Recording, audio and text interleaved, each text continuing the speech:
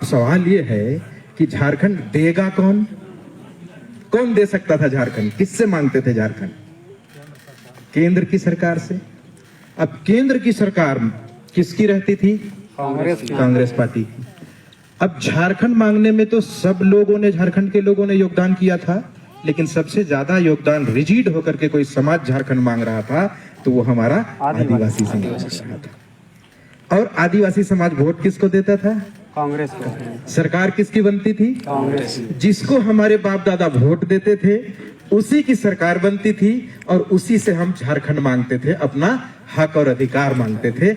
लेकिन वो हमको नहीं, लड़ो, मरो, कुर्बानी दो, आंदोलन करो, लेकिन हम तुमको झारखंड नहीं देंगे। राज देना उचित नहीं समझा।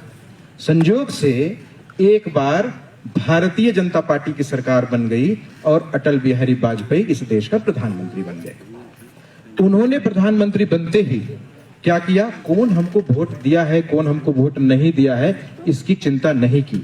उन्होंने देखा कि झारखंड बनाना चाहिए, झारखंड के लोगों के अस्तित्व का सवाल है, और उन्होंने झारखंड बना करके हमारी बरसों पुरानी लड़ाई, हमारी बरसों पुरानी मांग को पूरा कर दिया। अब देखिए, हमारे बाप दादा तो झारखंड मांगते थे, लेकिन उन्होंने ये कभी नहीं कहा था कि झारखंड बनाओ और झारखंड का पहला मुख्यमंत्री हमारा समाज का, आदिवासी समाज का बेटा को बनाओ। ये मांग यहाँ की नहीं थी।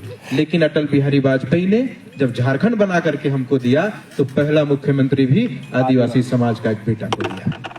सच बात है कि नहीं है? अब गौर करिए, पूरे भारत में आदिवासी समाज रहते हैं, अनुसूचित जनजाति समाज पूरा देश में, लेकिन कहीं नहीं मांगा गया था कि हमारे आदिवासी समाज को मुख्य धारा में लाने के लिए थोड़ा इसको भी उन्नति करना है, इसके लिए अलग से कोई व्यवस्था करिए। भारत सरकार से या राज्य की सरकार से हमारा आदिवासी समाज कभी नहीं मांगा कि हमें अलग से कोई इंतजाम करिए। लेकिन अटल बिहारी वाजपेयी जी को लगा कि इस देश में जो आदिवासी समाज है वो कहीं ना कहीं थोड़ा सा पीछे है, तो इस समाज को भी बराबरी में लाना है या इसे ऊपर उठाना है। उन्होंने आदिवासी समाज के उत्थान के लिए अलग से आदिवासी कल्याण मंत्रिमंडल बनाया।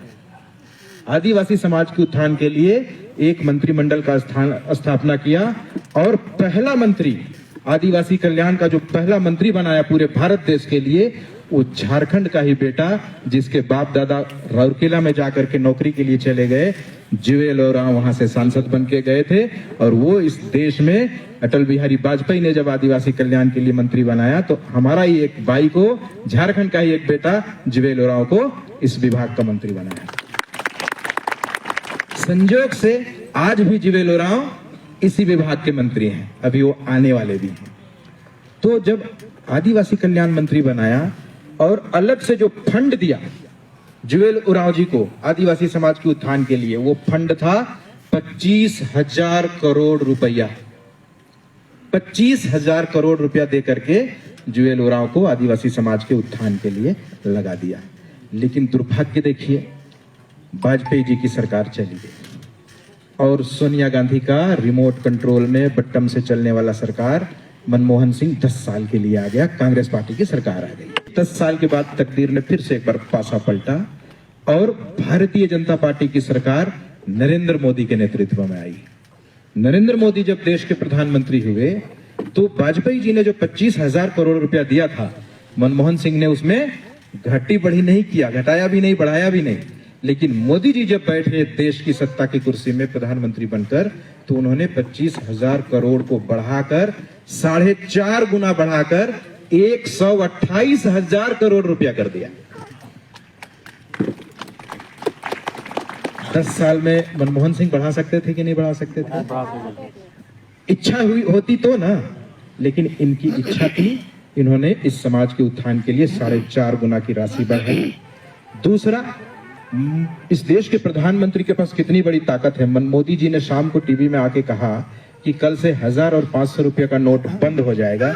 बंद हुआ कि नहीं हुआ? अगर हम लोग कहेंगे कल से 8 आना या 1 रुपया बंद हो जाए तो होगा क्या? नहीं। तो ये पावर कुर्सी में होती है। इसी तरह से एक ऐसी कुर्सी है जो प्रधानमंत्री से भी ज्यादा बड़ा पावर रखती है। किसी को फांसी की सजा हो गई हो, अगर उस फांसी की सजा को माफ कर देना है तो ये पावर प्रधानमंत्री की कुर्सी में नहीं है, किसी एक दूसरी कुर्सी में। और उस कुर्सी में इतना पावर है कि भारतीय जनता पार्टी की सरकार ने, नरेंद्र मोदी ने पूरब से को पश्चिम कर देने की पावर देकर आदिवासी समाज की एक बेटी को इस देश का राष्ट्रपति बना करके बैठाया।